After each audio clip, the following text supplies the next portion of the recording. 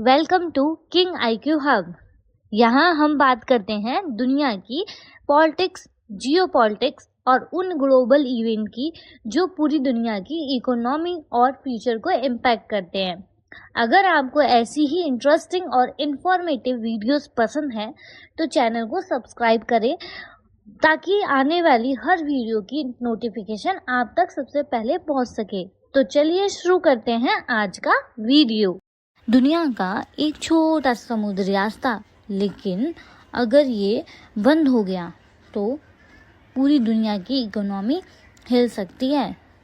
जी हाँ, मैं बात कर रही हूँ स्ट्रेट ऑफ हॉर्मुज़ की, जहाँ आजकल ग्लोबल टेंशन तेज़ी से बढ़ रही है। रिपोर्ट्स के मुताबिक अमेरिका ने ईरान के समुद्री ट्रेड्स रूट्स पर एक बड़ा कदम उठाते हुए ब्लॉक लगा दिया है। इस रीजन से अमेरिका ने अपनी मिलिट्री पावर काफ़ी बढ़ा दी है। लगभग 10,000 सोल्जर्स, एयरक्राफ्ट कैरीज और डिस्ट्रॉयर्स तैनात किए गए हैं। इसका सीधा मतलब है ईरान के पोर्ट्स पर इकोनॉमी प्रेशर। पहले तो ईरान इस रूट से गुजरने वाले शिप से टोल वसूल करता था, और वो भी यूएस डॉलर के अलावा दूसरी करेंसी में भी। लेकिन अब अमेरिका इस सिस्टम को चैलेंज कर रहा है, और अगर ये टेंशन और बढ़ती है तो इसका सबसे बड़ा असर ग्लोबली ऑयल सप्लाई पर पड़ सकता है।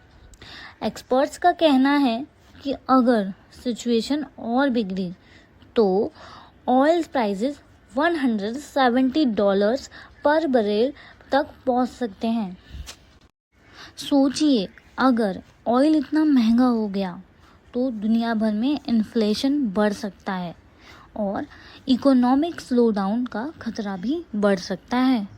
चाइना, जो ईरान का सबसे बड़ा ऑयल बायर है, उसने अमेरिका के इस मूव का विरोध किया है और इसे डेंजरस बताया है। अमेरिका ने चाइना और दूसरे देशों को वार्निंग भी दी है कि अगर किसी अल्टरनेटिव फाइनेंशियली सिस्टम के थ्रू ईरान के साथ ट्रेड हुआ तो उस पर नज़र रखी जाएगी। अब सवाल ये है, इंडिया पर इसका क्या असर पड़ेगा? इंडिया अपनी एनर्जी नीड्स के लिए इंपोर्टेड ऑयल पर काफ़ी डिपेंड करता है, इसीलिए मिडिल ईस्ट में टेंशन बनने का सीधा इम्पैक्ट इंडिया की इकोनॉमी पर भी पड़ सकता है। इसी बीच रिपोर्ट्स में ये भी सामने आया है कि नरेंद्र मोदी और डोनाल्ड ट्रंप के बीच इस इशू पर बातचीत हुई है, जिसमें इस रूट को सिक्योर और ओपन रखने पर जोर दिया गया।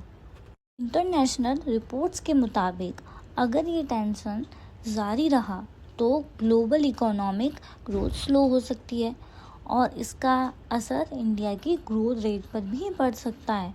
लेकिन बात सिर्फ ऑयल या ट्रेड तक सीमित नहीं है। मिडिल ईस्ट में पहले से ही इजराइल और लेबनान के बीच टेंशन बना हुआ है, और अगर सिचुएशन और बिगड़ी तो पूरा रीजन और ज़्यादा अनस्टेबल हो सकता है।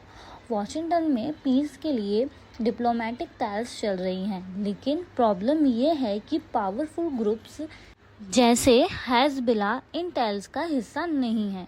इसका मतलब ये है कि ग्राउंड लेवल पर टेंशन कम करना अभी भी बहुत मुश्किल है, और अगर सिचुएशन ऐसी ही चलती रही तो आने वाला वक्त में ग्लोबल पॉलिटिक्स और भी कॉम्प्लिकेटेड हो सकती हैं। एक छोटा सा समुद्री रूट, लेकिन अगर यहाँ टेंशन बढ़ी तो इसका असर सिर्फ मिडिल ईस्ट नहीं